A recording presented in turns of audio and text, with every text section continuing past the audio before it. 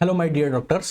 तो आज का जो हमारा टॉपिक है वो है रेस्टिंग मेम्ब्रेन पोटेंशियल। ठीक है, इस टॉपिक के बारे में बात करें तो ये काफ़ी इजी टॉपिक भी होता है और काफ़ी कॉम्प्लिकेटेड टॉपिक भी होता है। ठीक है, डिपेंड करता है कि आपको कैसे पढ़ाया जाता है। ठीक है, कुछ टीचर्स अनइंटेंशियली इसको बहुत ज़्यादा कॉम्प्लिकेटेड बना देते हैं क्योंकि वो सारी बातें एक बार में बता देते हैं। अगर इसको स्टेज मैनर में पढ़ा जाएगा तो ये टॉपिक जो है वो बहुत ईजी होगा और बहुत ईजिली ग्रेस्पिंग होगा। ठीक है, चलिए स्टार्ट करते हैं अपना ये टॉपिक रेस्टिंग मेम्ब्रेन पोटेंशियल। ठीक है, जिसको हम शॉर्ट में बोलते हैं आरएमपी। क्या बोलते हैं? आरएमपी, यानी कि रेस्टिंग मेम्ब्रेन पोटेंशियल। क्या मतलब होता है वो समझिए। मान लीजिए कि ये कोई सेल है। ठीक है, मान लीजिए कोई सेल है। ठीक है, और इस सेल के अंदर एक फ्लूइड होता है जिसको बोलते हैं इंट्रासेल्युलर फ्लूइड। क्या बोलते हैं? Intracellular fluid. इस सेल के बाहर भी फ्लूइड होता है जिसको हम बोलते हैं एक्स्ट्रासेल्युलर फ्लूइड। ये जो इंट्रासेल्युलर फ्लूइड है इसमें पाए जाएंगे आयंस। क्या पाए जाएंगे? आयंस पाए जाएंगे। और जब मैं आयंस बोलता हूं तो मैं दोनों तरह के आयंस के बारे में बात करता हूं, कैटायंस के बारे में भी और एनायंस के बारे में भी। ठीक है, कैटायंस के बारे में भी और एनायंस के बारे में भी। सिमिलरली जो एक्स्ट्रा सेल्युलर फ्लूइड जो होगा इसके अंदर भी आयंस पाए जाएंगे और इसके अंदर भी दोनों तरह के आयंस पाए जाएंगे, कैटायंस भी और एनायंस भी, दोनों तरह के आयंस पाए जाएंगे। ठीक है, लेकिन अगर मैं यूजुअली देखूं, जनरली देखूं तो मैं ये पाता हूं कि जो इंट्रासेल्युलर फ्लूइड जो होता है इसके अंदर नेगेटिव चार्ज की डोमिनेंसी रहती है, यानी नंबर ऑफ नेगेटिव चार्ज जो होते हैं वो जनरली ज्यादा होता है। और जबकि मैं एक्स्ट्रा सेल्युलर फ्लूइड में देखूं तो नंबर ऑफ पॉजिटिव चार्ज जो होते हैं वो ज्यादा होते हैं, ज्यादा डोमिनेट करते हैं। ठीक है, बात समझ में आ गई। अब यहां पे एक चीज देखिए कि ये एक मेम्ब्रेन है, ये एक मेम्ब्रेन है, बाहर पॉजिटिव चार्ज ज्यादा है, अंदर नेगेटिव चार्ज ज्यादा है। तो due to this difference in charges यहां पे इन दोनों के अक्रॉस एक पोटेंशियल डिफरेंस जनरेट होगा। क्या जनरेट होगा? Potential difference. बैटरी में तो यही कंसेप्ट होता है। अगर आपने बैटरी वगैरह देखी है तो वहां क्या होता है, एक पॉजिटिव टर्मिनल होता है, एक नेगेटिव टर्मिनल होता है। उन पॉजिटिव नेगेटिव टर्मिनल के बीच में क्या होता है, एक पोटेंशियल डिफरेंस होता है। उस पोटेंशियल डिफरेंस की वजह से क्या होता है, करंट फ्लो करता है। तो आप यहां देख रहे हैं कि जिस मेम्ब्रेन के आउटसाइड पॉजिटिव चार्ज ज्यादा है, इनसाइड नेगेटिव चार्ज ज्यादा है, और due to difference in this charge यहां पे क्या हो रहा है, एक पोटेंशियल डिफरेंस जनरेट हो रहा है। ठीक है, और इसी पोटेंशियल डिफरेंस को हम बोलते हैं आरएमपी। क्या बोलते हैं? RMP, resting membrane potential. तो यहां ये तो समझ में आ रहा है मेम्ब्रेन पोटेंशियल, क्योंकि ये सेल मेम्ब्रेन है या प्लाज्मा मेम्ब्रेन है और इसके अक्रॉस पोटेंशियल है, तो इसलिए हमने क्या बोल दिया, मेम्ब्रेन पोटेंशियल। यहां रेस्टिंग का मतलब क्या है? यहां रेस्टिंग का क्या मतलब है? तो रेस्टिंग का मतलब ये है कि ये पोटेंशियल हम तब चेक कर रहे हैं जब आपकी जो मेम्ब्रेन है ये रेस्टिंग फेज में है। किस फेज में है? सॉरी, जो आपकी जो सेल मेम्ब्रेन है, ये आपकी जो सेल मेम्ब्रेन है या आपकी जो प्लाज्मा मेम्ब्रेन है, ये एकदम रेस्टिंग फेज में है। रेस्टिंग फेज से कहने का मतलब क्या मतलब है? वो ये मतलब है कि एक तो आप इस मेम्ब्रेन के अंदर क्या होंगे, बहुत सारे प्रोटीन चैनल्स होंगे। क्या होंगे? बहुत सारे प्रोटीन चैनल्स होंगे। इस सेल मेम्ब्रेन के अंदर क्या होंगे, यहां पे बहुत सारे प्रोटीन चैनल्स होंगे। एक तो आप इन प्रोटीन चैनल्स के साथ छेड़छाड़ नहीं कर रहे हैं, बिल्कुल रेस्ट कंडीशन में, बिल्कुल भी कोई भी किसी भी तरह की छेड़छाड़ नहीं हो रही है। किसके साथ? इन प्रोटीन चैनल्स के साथ। दूसरा, ये जो आयंस की कंसंट्रेशन है इंट्रासेल्युलर फ्लूइड में, आयंस की कंसंट्रेशन, और एक्स्ट्रा सेल्युलर फ्लूइड में जो आयंस की कंसंट्रेशन है, आप इसमें इंटरफियर नहीं कर रहे हैं। जो नेचुरली है वो वैसा ही है, आप उसमें कोई भी इंटरफियरेंस नहीं कर रहे हैं। ठीक है, और दूसरी चीज ये है कि आप इस सेल की जो सेल मेम्ब्रेन है इसको किसी भी तरह की कोई स्टिमुलस नहीं दे रहे हैं, किसी भी तरह की कोई स्टिमुलस नहीं दे रहे हैं। तो ये कंडीशन कही जाएगी रेस्टिंग कंडीशन। यानी एक सेल है, उसकी एक सेल मेम्ब्रेन है, वो बिल्कुल रेस्टिंग स्टेज में है, यानी अपनी नॉर्मल कंडीशन में है। इसमें अपनी नॉर्मल रेस्टिंग कंडीशन में है। और जब ये अपनी नॉर्मल रेस्टिंग कंडीशन में है तब इसके आउटसाइड पॉजिटिव चार्ज की एक्सेस है, इनसाइड नेगेटिव चार्ज की एक्सेस है, और due to this difference in charge क्या होता है, एक पोटेंशियल डिफरेंस जनरेट होता है, and that potential difference is called as resting membrane potential. बात समझ में आ गई? बात समझ में आ गई। अब नेक्स्ट एक और टर्म होता है जिसके साथ इसको कंफ्यूज किया जाता है, वो है एक्शन पोटेंशियल, यानी कि एपी। एपी जो एक्शन पोटेंशियल होता है इसको बहुत डिटेल में मैं नेक्स्ट लेक्चर में समझाऊंगा, लेकिन यहां आपको इन दोनों के बीच में, यानी आरएमपी और एपी, इन दोनों के बीच में डिफरेंस पता चल जाए कि इन दोनों के बीच में क्या डिफरेंस होता है। उस डिफरेंस को समझाने के लिए मैं यहां एक्शन पोटेंशियल के बारे में थोड़ा सा डिस्कस करूंगा। तो मैं ये डिस्कस करूंगा कि मान लीजिए ये कोई सेल मेम्ब्रेन है और यहाँ पे ये पॉजिटिव चार्ज की एक्सेस है और यहाँ पे क्या है, ये नेगेटिव चार्ज की एक्सेस है, और अभी जो सेल थी ये बिल्कुल रेस्टिंग कंडीशन में है। तो इसकी वजह से इन दोनों के बीच में जो पोटेंशियल डिफरेंस जो जनरेट हो रहा है इन दोनों के बीच में जो पोटेंशियल डिफरेंस जनरेट हो रहा है उसको मैं बोल रहा हूं आरएमपी। क्या बोल रहे हैं? आरएमपी बोल रहे हैं, ठीक है, रेस्टिंग मेम्ब्रेन पोटेंशियल बोल रहे हैं। अब जो रेस्टिंग मेम्ब्रेन पोटेंशियल है इसकी जो वैल्यू होती है वो सेल टू सेल वेरी करती है। सेल टू सेल क्या करती है? वेरी करती है। मान लीजिए कि ये न्यूरॉन है, क्या है? न्यूरॉन है, ठीक है, न्यूरॉन है। तो न्यूरॉन के अंदर जो रेस्टिंग मेम्ब्रेन पोटेंशियल होता है वो मान लीजिए कितना होता है? 90 मिलीवोल्ट, माइनस का 90 मिलीवोल्ट होता है। तो मान लीजिए इस टाइम पे इसका पोटेंशियल डिफरेंस ये है। अब हमने क्या किया? इस सेल को, इस न्यूरॉन को क्या कर दिया? एक्साइट कर दिया। क्या कर दिया? एक्साइट कर दिया, यानी कि स्टिमुलस दे दी। अब वो स्टिमुलस कुछ भी हो सकती है, आपने टच कर दिया, तो यहां आपने इसको क्या दिया? स्टिमुलस दिया। तो जैसे आप इसको स्टिमुलस देंगे, जैसे आप इसको एक्साइट करेंगे, जैसे ही आप जिसको एक्साइट करेंगे, तो यहां जो इसका जो पोटेंशियल था -90 मिलीवोल्ट, अब ये -90 मिलीवोल्ट नहीं रहेगा। इस स्टिमुलस की वजह से इस एरिया के जो आयंस थे, इस एरिया के जो आयंस की जो कंसंट्रेशन थी उसमें चेंज आएगा। उसमें क्या आएगा? चेंज आएगा। और इस एरिया के आयंस की कंसंट्रेशन में चेंज होने की वजह से इस एरिया के जो पोटेंशियल होगा, इस एरिया का जो पोटेंशियल डिफरेंस होगा, उस पोटेंशियल डिफरेंस में भी चेंज आएगा।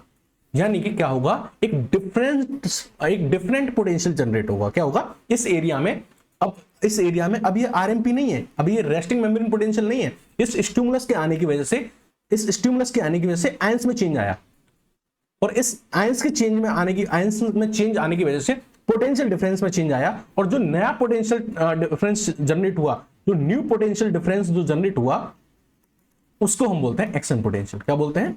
Action potential. और जो ये न्यू पोटेंशियल जनरेट हुआ है, ये न्यू पोटेंशियल जो जनरेट हुआ है, जिसको हम एक्शन पोटेंशियल बोल रहे हैं, ये यहां पे स्टेबल नहीं रहता, ये यहां पे स्टेबल नहीं होता, ये इस मेम्ब्रेन में आगे की तरफ फ्लो करता है। यानी पोटेंशियल इन एक्शन, वो पोटेंशियल जो फ्लो कर रहा है, जो एक्शन में है, इसलिए हमने इसका क्या नाम रख दिया? एक्शन पोटेंशियल नाम रख दिया, पोटेंशियल इन एक्शन। और यही एक्चुअली में इंपल्स होती है आपकी, जो करंट के फॉर्म में दौड़ती है। आपको यहां टच किया, जब आपने टच नहीं किया था तब आरएमपी था, रेस्टिंग मेम्ब्रेन पोटेंशियल था। जैसे ही आपने टच किया, वहां पे एक नया पोटेंशियल जनरेट हुआ, जिसको बोलते हैं एक्शन पोटेंशियल। और ये एक्शन पोटेंशियल जब आगे की तरफ मूव करता है, ये जो आपको दिख रहा है यहाँ पे आगे की तरफ मूव कर रहा है, जब ये एक्शन पोटेंशियल मूव करता है तभी ये कहलाता है इंपल्स। क्या कहलाता है? इंपल्स कहलाता है। और ये इंपल्स कहां पहुंचती है? आपके ब्रेन में, तभी आपको पता चलता है कि आपको किसी ने टच किया। तो समझ में आया एक्शन पोटेंशियल क्या है? Rapid change in membrane potential.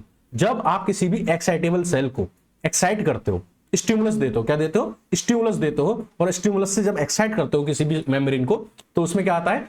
Potential difference में चेंज आता है। और उस पोटेंशियल डिफरेंस के चेंज को हम क्या बोलते हैं? जो न्यू पोटेंशियल डिफरेंस जनरेट होता है, उसी को हम बोलते हैं एक्शन पोटेंशियल। और वो एक्शन पोटेंशियल क्या करता है? उस सेल मेम्ब्रेन के ऊपर क्या करता है? आगे की तरफ प्रोपेगेट करता है, आगे की तरफ मूव करता है। बात समझ में आई? ये जो प्रॉपर्टी होती है कि न्यू पोटेंशियल जनरेट करना, एक्साइट होना, या न्यू पोटेंशियल जनरेट करना और फिर उस न्यू पोटेंशियल का आगे फ्लो करना, ये जो प्रॉपर्टी होती है, इस प्रॉपर्टी को बोलते हैं एक्साइटेबिलिटी।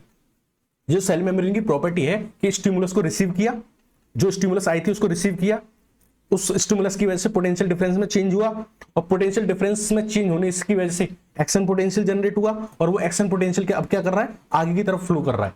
तो ये जो प्रॉपर्टी है, ये सब कुछ हो रहा है, ये जो प्रॉपर्टी है, इसको बोलते हैं एक्साइटेबिलिटी। और ये प्रॉपर्टी दो तरह की सेल्स में ही पाई जाती है। एक तो न्यूरॉन्स में पाई जाती है, जो मैसेज लेके जाती है नर्वस सिस्टम में, ठीक है।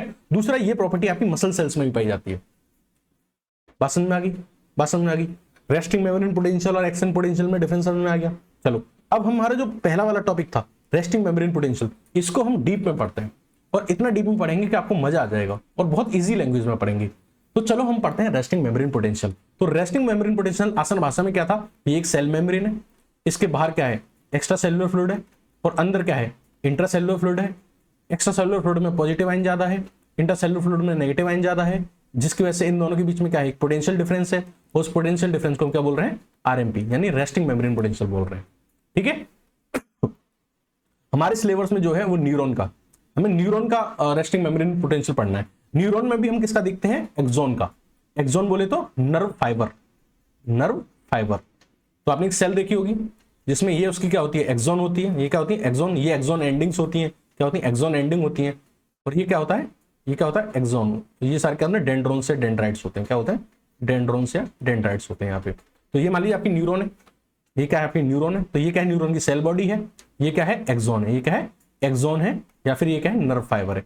तो यहाँ पे इस कंडीशन में, इसके अंदर हम देख रहे हैं, इसके अंदर क्या है, यहां नेगेटिव चार्ज ज्यादा है, ठीक है, और बाहर क्या है, पॉजिटिव चार्ज ज्यादा है।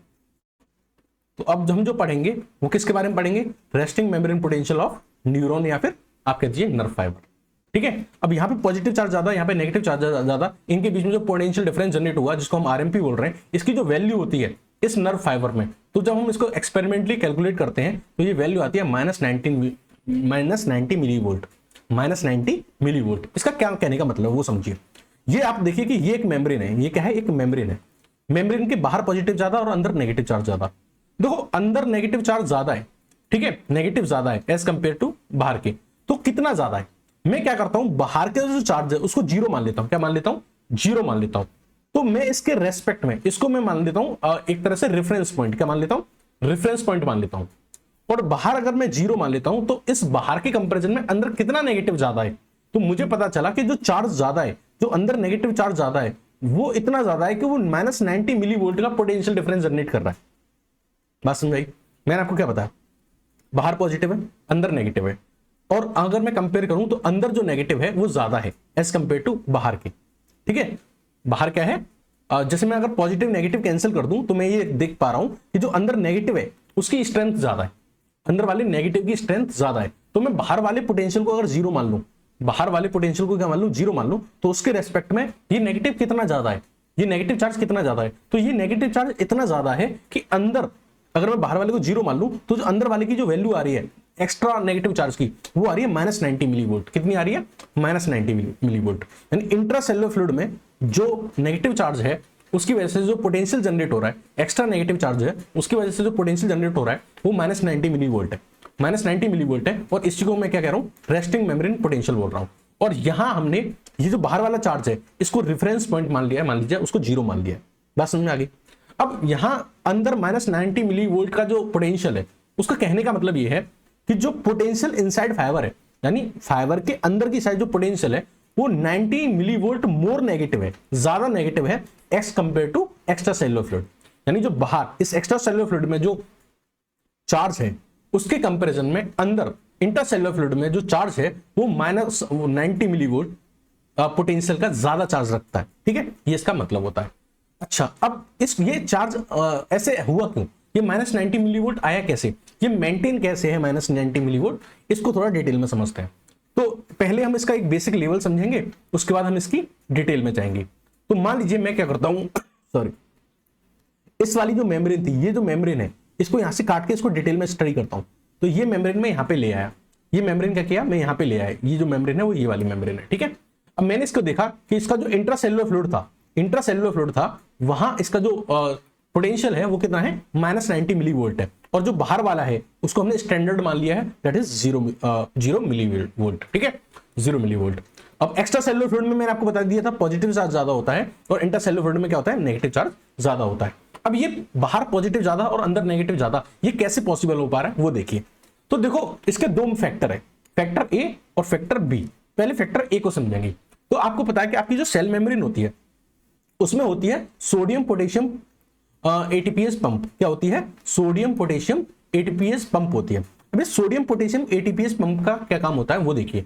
ये सोडियम पोटेशियम एटीपीएस पंप क्या काम करती है, ये इंट्रासेल्युलर फ्लूइड से तीन सोडियम निकाल के कहां फेंकती है, बाहर की तरफ फेंकती है, बाहर की तरफ। यानी कहां फेंक रही है, बाहर की तरफ, यानी एक्स्ट्रा सेल्युलर फ्लूइड में।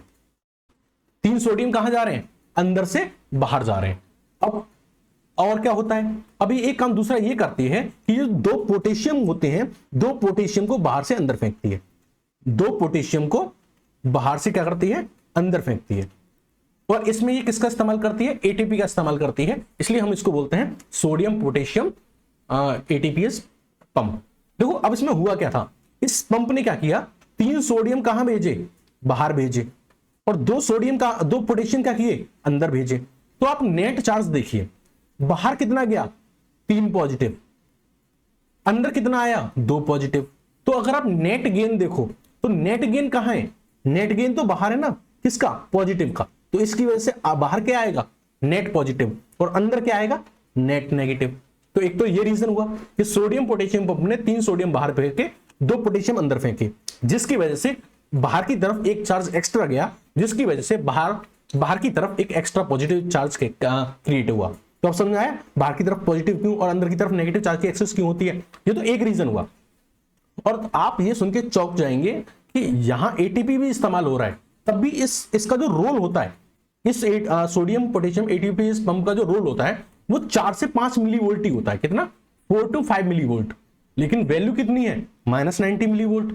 यानी असली गेम प्लेयर तो कोई और ही है जो ये -90 मिलीवोल्ट का जो रोल प्ले कर रहा है। यानी अगर सिर्फ सोडियम पोटेशियम एटीपीएस पंप हो, सिर्फ सोडियम पोटेशियम एटीपीएस पंप हो, तो ये जो वैल्यू आएगी वो कितनी आएगी? 4 या 5 मिलीवोल्ट।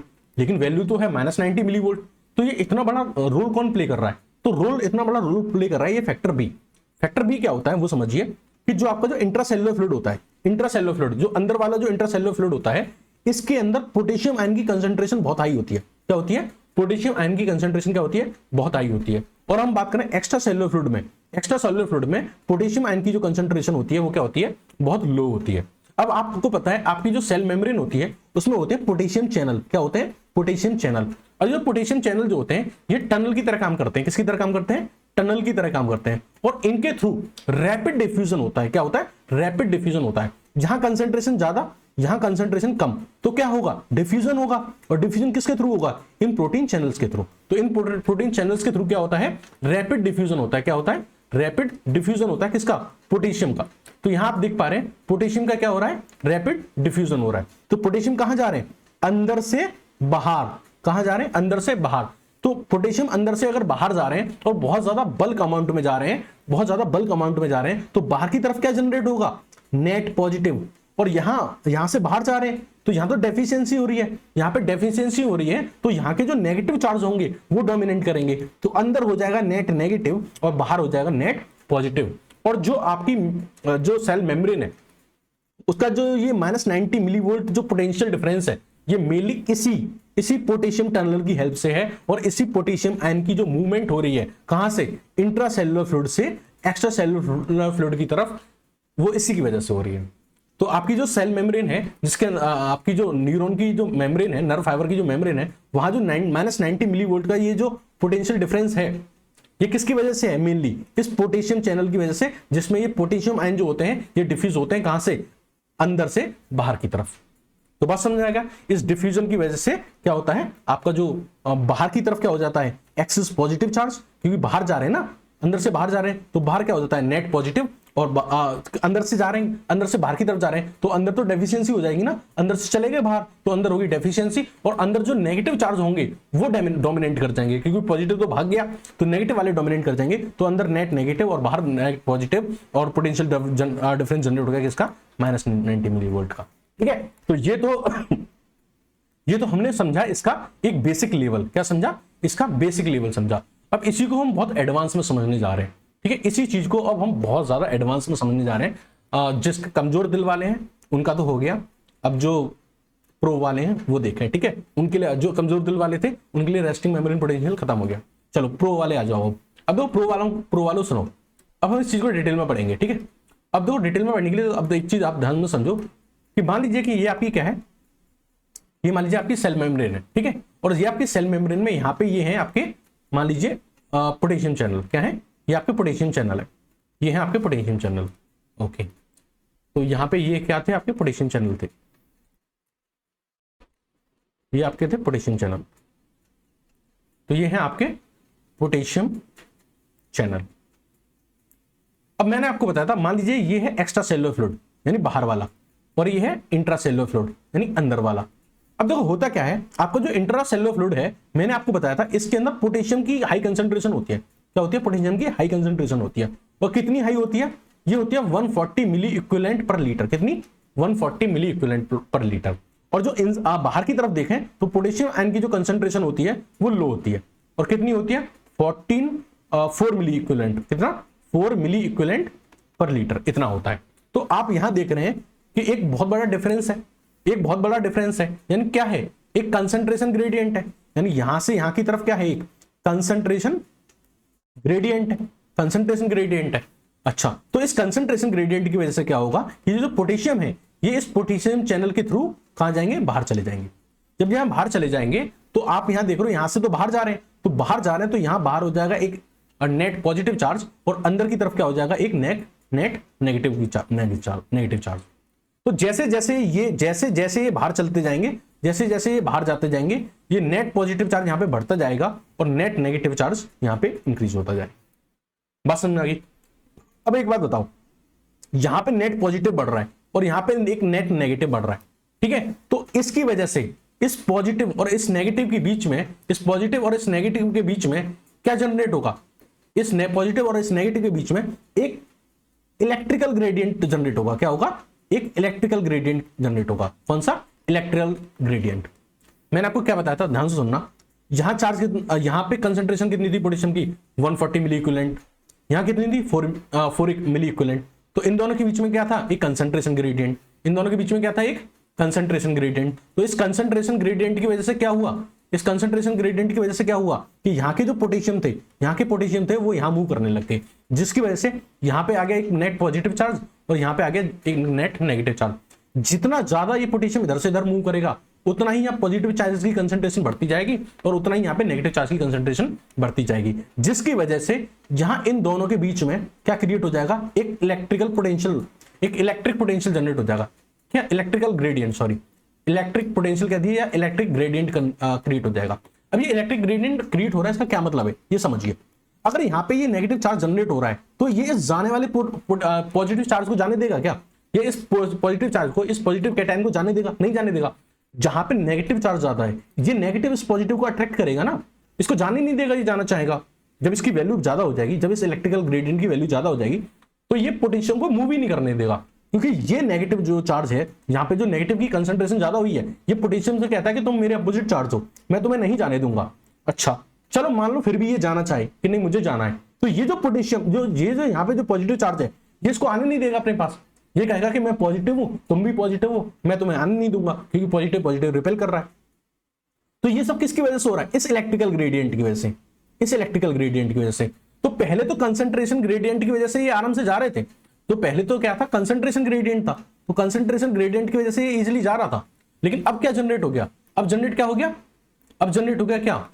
इलेक्ट्रिकल ग्रेडियंट, वो इसको जाने से रोक रहा है। तो एक टाइम ऐसा आता है कि इस कंसंट्रेशन ग्रेडियंट और इस कंसंट्रेशन ग्रेडियंट और इस इलेक्ट्रिकल ग्रेडियंट के बीच में क्या होता है? एक इक्विलिब्रियम सेट हो जाता है। क्या होता है? एक इक्विलिब्रियम सेट हो जाता है। तो ये था कंसंट्रेशन ग्रेडियंट जो उसको इधर भेजना चाह रहा था, और ये था इलेक्ट्रिकल ग्रेडियंट जो उसको आने से रोक रहा था। तो एक टाइम पे इनके बीच में इक्विलिब्रियम सेट हो जाता है, और जब इक्विलिब्रियम सेट होता है उस टाइम पे हम इस पॉजिटिव और इस नेगेटिव के बीच में पोटेंशियल डिफरेंस मेजर करते हैं, और उस टाइम पे इस पोटेंशियल डिफरेंस की जो वैल्यू आती है वो आती है -90 मिलीवोल्ट। कितनी आती है? -90 मिलीवोल्ट। कितनी आती है? -90 मिलीवोल्ट। तो आपको तो लगा होगा कि बस हो गई कहानी खत्म, -90 मिलीवोल्ट आ गया, यही आरएमपी होता है। नहीं, कहानी यहां तक खत्म नहीं होती।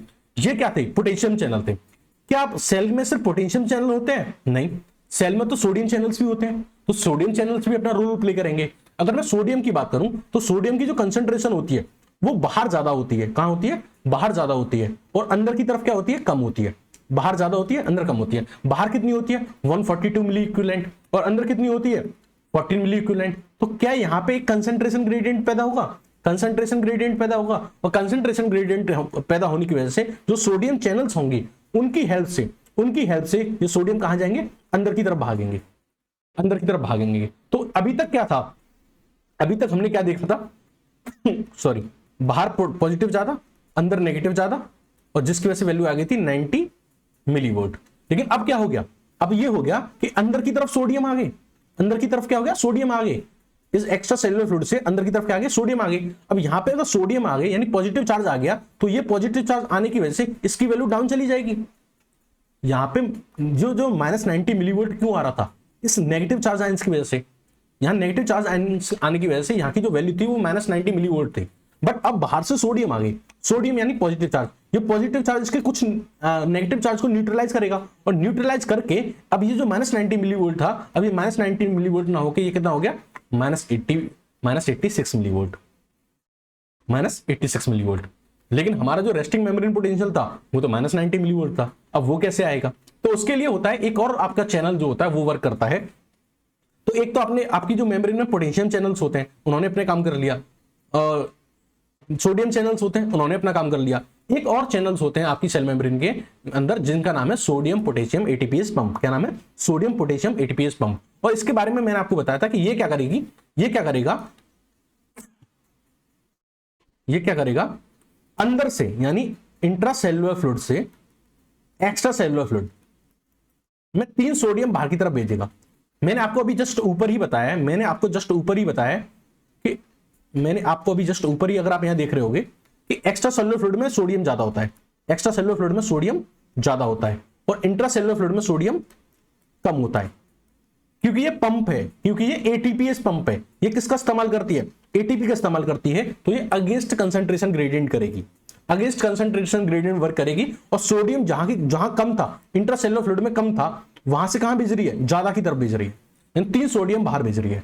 मैंने आपको यह भी बताया था कि एक्स्ट्रा सेलुलर फ्लूइड में पोटेशियम कम होता है और इंट्रासेलुलर फ्लूइड में पोटेशियम ज्यादा होता है। यहां बताया था मैंने आपको इस वाले केस में। तो ये पोटेशियम को क्या कर रही है? कम से ज्यादा की तरफ भेज रही है, यानी again against concentration gradient work कर रही है, अगेंस्ट कंसंट्रेशन ग्रेडियंट वर्क कर रही है। तो ओवरऑल ये कर क्या रही है, आप उस पर फोकस करिए। तो ओवरऑल ये कर रहा है कि 3 सोडियम तो भेज रहा है बाहर और 2 पोटेशियम भेज रहा है अंदर। यानी क्या कर रहा है? नेट पॉजिटिव बाहर की तरफ कर रहा है, नेट पॉजिटिव बाहर की तरफ कर रहा है। अब देखो इसी मेम्ब्रेन में देखो, अभी हम कहां पे थे? -86 मिलीवोल्ट। अब -86 मिलीवोल्ट पे थे, लेकिन इस सोडियम एटीपीएस पंप ने क्या किया? नेट पॉजिटिव बाहर कर ज्यादा कर दिया। 3 सोडियम बाहर भेजे, 2 पोटेशियम अंदर भेजे। तो इसने क्या किया? आउटसाइड बाहर की तरफ पॉजिटिव चार्ज ज्यादा कर दिए और अंदर की तरफ पॉजिटिव चार्ज कम कर दिए, या फिर नेगेटिव चार्ज ज्यादा कर दिया। यानी क्या कर दिया इसने? बाहर की तरफ पॉजिटिव ज्यादा कर दिया और अंदर की तरफ नेगेटिव ज्यादा कर दिया। तो इसमें नेगेटिव और ऐड होगा। इसने कितना नेगेटिव ज्यादा और ऐड कर दिया? तो इसका जो रोल रहता है, मैंने आपको बताया था, -4 से -5 मिलीवोल्ट रहता है। तो ये क्या करेगा? अब -86 मिलीवोल्ट से अगेन आपका जो रेस्टिंग मेम्ब्रेन पोटेंशियल था उसको कितना कर देगा? -90 मिलीवोल्ट। तो ये 3 चैनल्स होते हैं जो एक साथ वर्क करते हैं, एक साथ वर्क करते हैं। पहले पोटेशियम कितना कर देता है? -90 मिलीवोल्ट पोटेशियम चैनल्स। फिर जो सोडियम चैनल्स क्या कर देते हैं? उसको लोअर डाउन कर देते हैं, -86 मिलीवोल्ट। उसके बाद फिर और कौन एक्ट करता है? सोडियम पोटेशियम एटीपीएस पंप पर वर्क करती हैं और वो इसको वापस किस पे ले आती हैं? -90 मिलीवोल्ट पे ले आती हैं। अब आप यहां ये देख रहे होंगे, आप यहां ये देख रहे होंगे कि जो सोडियम पोटेशियम एटीपीएस पंप है उसका रोल कितना है? 4 से 5 मिलीवोल्ट। यहां मैं आपको बताना ना, -86 से उसने कितना कर दिया? -90। तो आपको तो ये लग रहा होगा कि इसका जो रोल है, इसका जो रोल है वो कितना है? सिर्फ -4 मिलीवोल्ट का है, यानी कोई बहुत ज्यादा खास रोल है नहीं। आपको ये लग रहा होगा, लेकिन आपको गलत लग रहा है, आपको गलत लग रहा है। इसका रोल तो बहुत बड़ा है और इसका बहुत बड़ा रोल समझने के लिए आपको थोड़ा दिमाग लगाना पड़ेगा। अब ये सोचिए कि ऊपर वाले केस में यहां पे -90 मिलीवोल्ट जो जनरेट हो रहा था पोटेशियम आयन की मूवमेंट की वजह से, वो क्या हो रहा था कि पोटेशियम अंदर से बाहर की तरफ जा रहे थे। अब पोटेशियम अंदर से बाहर की तरफ जाएंगे तो तुम्हें ऐसा नहीं लगता कि एक टाइम पे आके सारे पोटेशियम खत्म हो जाएंगे? फिर तो एक खेल ही खत्म हो जाएगा थोड़ी देर में। तो यहां पे अंदर की तरफ वापस पोटेशियम का जो कंसंट्रेशन है उसे कौन मेंटेन करेगा? तो उसको मेंटेन कर रही है ये सोडियम पोटेशियम एटीपीएस पंप। आप देख रहे हो ये क्या कर रही है? ये बाहर से अंदर पोटेशियम भेज रही है इतने, ये देखो, यानी कि वापस अंदर, बाहर से वापस अंदर पोटेशियम आएंगे, तभी ये मैटर, ये जो कंसंट्रेशन ग्रेडियंट की अकॉर्डिंग जो डिफ्यूजन है इतना हाई रेट से वो हो पा रहा है। वरना एक टाइम तो ऐसा आएगा कि सारे पोटेशियम खत्म हो जाएंगे। तो ये सारे पोटेशियम को खत्म नहीं होने देता कौन? सोडियम पोटेशियम एटीपीएस पंप क्या करता है? बाहर से पोटेशियम अंदर फेंकता रहता है और जिसकी वजह से ये जो कंसंट्रेशन ग्रेडियंट है ये मेंटेन रहता है और जिसकी वजह से ये -90 मिलीवोल्ट का जो आपका रेस्टिंग मेम्ब्रेन पोटेंशियल है वो एस्टैब्लिश हो पाता है। तो this was all about resting membrane potential. ये वीडियो आपको कैसी लगी? Please drop comment in comment box. Thank you and have a nice day.